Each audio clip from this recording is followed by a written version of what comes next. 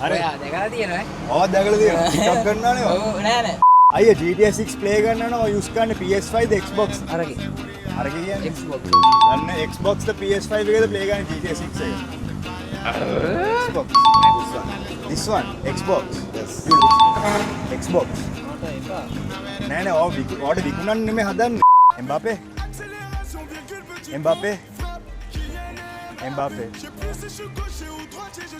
පොඩ්ඩක් එනවා. Mbappe.